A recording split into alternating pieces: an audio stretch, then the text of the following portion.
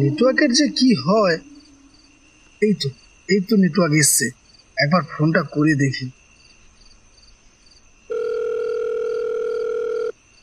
Hello বাবা, কোথায় পাঠালে আমায়? এখানে ফোনে নেটওয়ার্ক নেই, কখন থেকে ট্রাই করছি তোমায়। কোথায় যাব, কাকে জিজ্ঞাসা করব, একটু বলে দাও না আমায়। স্টেশন থেকে নেমে একটা অটোওয়ালার কাছে গিয়ে বলবি আমি মধ্যম গ্রাম যাব, ওই তোকে ওইখানে পৌঁছে দেবে। আচ্ছা ঠিক আছে বাবা, তাহলে ফোনটা রেখে দিচ্ছি। এই কি, বাইরে তো খুব মেঘ করেছে, মনে হয় কিছুক্ষণের মধ্যেই বৃষ্টি নামবে। আমাকে খুব তাড়াতাড়ি একটা অটো ধরে পৌঁছতে হবে।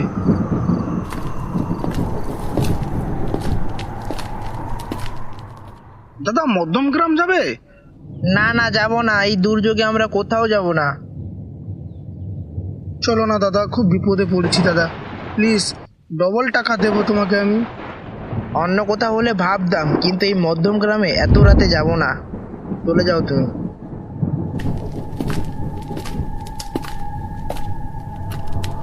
দেখি ওই দোকানিকে জিজ্ঞাসা করি কোন দিকে যেতে হবে, তাহলে আমি একাই চলে যাব পায়ে হেঁটে, এদের আশা করাই বৃথা।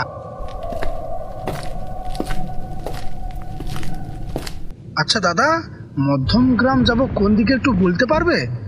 একটু প্লিজ বলে দাও না। দাদা, মধ্যম গ্রাম? এত রাতে ওই রাস্তায় যাবেন না, ওই রাস্তা খুব বিপজ্জনক আছে। আপনি বরং আজ রাতটা এই স্টেশনেই থেমে যান, কাল সকালে যেও। ওইদিকে অটোওয়ালা বলছে আমি যাব না, আর এদিকে আপনি ভয় দেখাচ্ছেন রাস্তা বিপজ্জনক। আপনারা কি ভেবেছেন এত আজগুবি কথা বলে আমায় ভয় দেখানোর চেষ্টা করছেন কেন? আপনি বলে দিন কোন দিকে যেতে হবে, আমি একাই চলে যাব। আমার সতর্ক করার দরকার মনে হলো, তাই আপনাকে সতর্ক করলাম। এবার আপনার উপর, আপনি যা করবেন করুন। অনুগ্রহ করে আমাকে রাস্তাটা একটু বলে দেবেন দাদা। ওই যে সামনে রাস্তাটা দেখতে পাচ্ছ, কিছুটা পথ হেঁটে গেলে ওর সামনে একটা জঙ্গল পড়বে, ওই জঙ্গল পেরিয়ে মধ্যম গ্রাম পৌঁছে যাবে। ধন্যবাদ আপনাকে দাদা। দাদা, আপনি সত্যি এত রাতে যাবেন? হ্যাঁ দাদা, আমি সত্যিই এত রাতে যাব, কারণ আমার খুব গুরুত্বপূর্ণ একটা কাজ রয়েছে ওখানে, আজকেই না গেলে নয়, সেই জন্য আমাকে আজকেই যেতে হবে। আর দেখা যাক, তোমরা যে এত ভয় দেখাচ্ছ, দেখি কোন ভূতে আমায় ধরে। যত সব আজগুবিদ্য।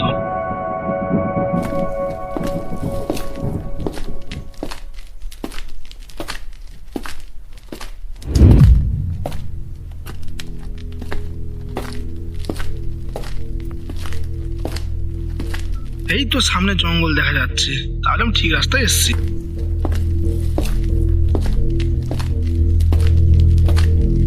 না তো, এখানে কিছু নেই, মনে হচ্ছে কোনো জঙ্গলি পশু পশু হবে, আমারই ভুল ছিল। না, যাওয়া যাক।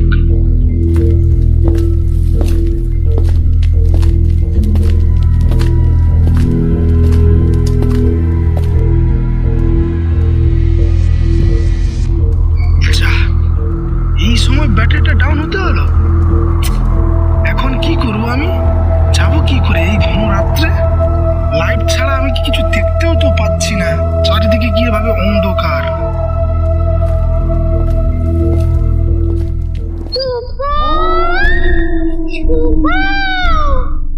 কোথায় যাচ্ছ?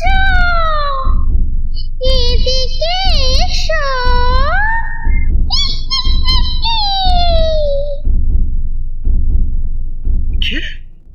কে ডাকে আমায়? এই ঘন জঙ্গলে আমার নাম ধরে কে ডাকে? কে বলছো তুমি? আমার সামনে এসো। কোথা থেকে বা বলছো তুমি? তাড়াতাড়ি আমার সামনে এসো বলছি। একেবারে আমাকে ভয় দেখানোর চেষ্টা করবে না। সামনে এসো আমার। আমি এখানে। আমাকে চিনতে পেরেছো? কে কে কে তুমি? কে এত বিভূষ্ট দেখতে তুমি? কে তুমি? বাঁচাও! কে আছো? আমাকে বাঁচাও! মেরে দেবে আমায়, ডাইনি! বাঁচাও!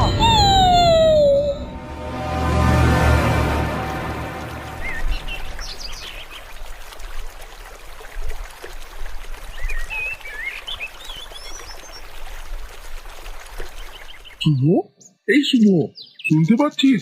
শুভ, আমি কোথায়?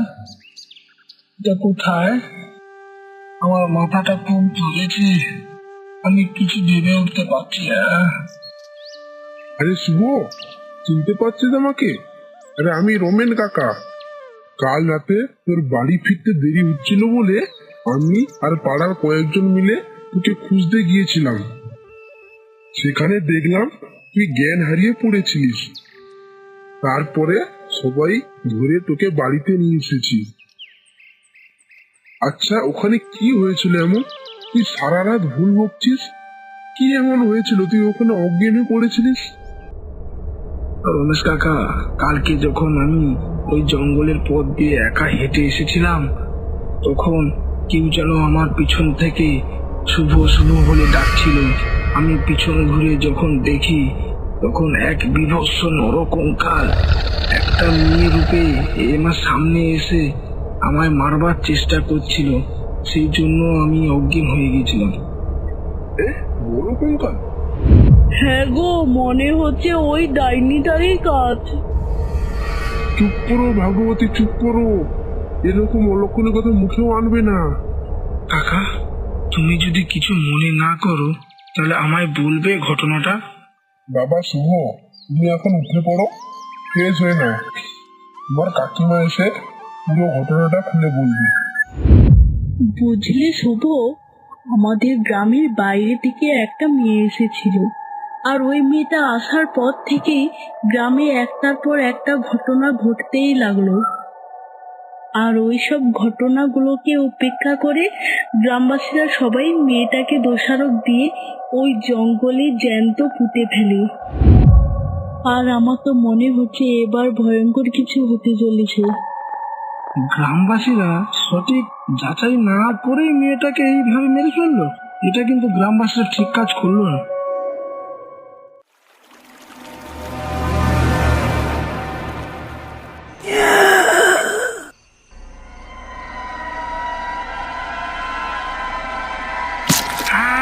বাঁচাও, বাঁচাও!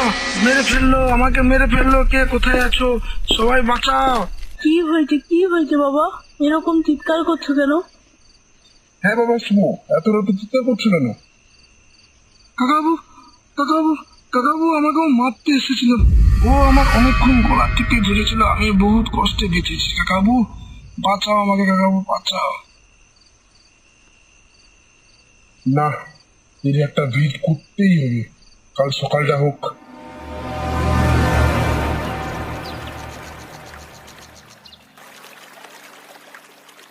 ভাগ্যবতী, এসে দেখে যাও কাকে নিয়ে এসেছি। বাহাদুর গ্রাম থেকে কেওড়া বাবাকে নিয়ে এসেছি। বাবা, বাবা আমাদের রক্ষা করো বাবা। বাবা আমাদের এই সংকট থেকে মুক্ত করো বাবা। আমি সব শুনেছি মা, আমায় ওখানে সব বলেছে তোর স্বামী। আমি এখানে এসেছি মানে সবকিছু ঠিক করে দিয়ে যাব। আমার ওপরে কেউ বিশ্বাস রাখতো না। ওই ছেলেটাকে বের কর, একবার দেখি। বাবা শুভ, একবার বাইরে এসো তো। হ্যাঁ কাকাবু, বলো কি বলবে? সব বুঝতে পেরেছি। ওই ডাইনিটার এর ওপর নজর পড়েছে। ওর সঙ্গে একে নিয়ে যেতে চায়। তাই আমি যে উপকরণগুলো বলছি তোরা এক্ষুনি জোগাড় কর। আজ রাতেই আমি মহাযজ্ঞে বসবো এবং ওই আত্মার বিনাশ ঘটাবো।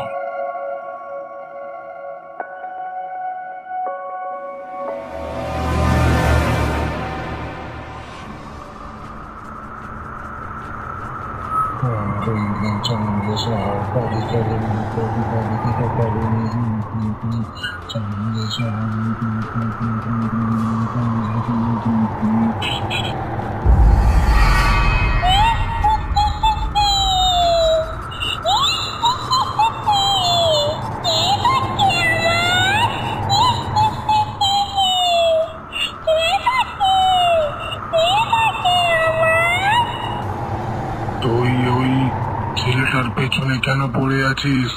ছেড়ে দে ওকে, আর এখান থেকে অনেক দূরে চলে যা, না হলে তোর কপালে অনেক দুঃখ আছে।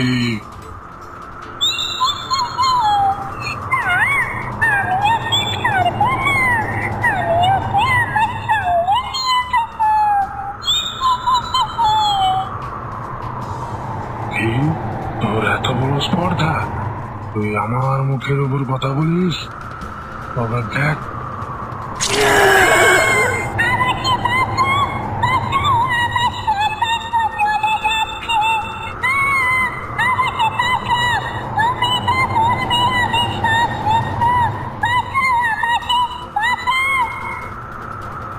তাহলে চুপচাপ এই বোতলের ভেতরে প্রবেশ কর।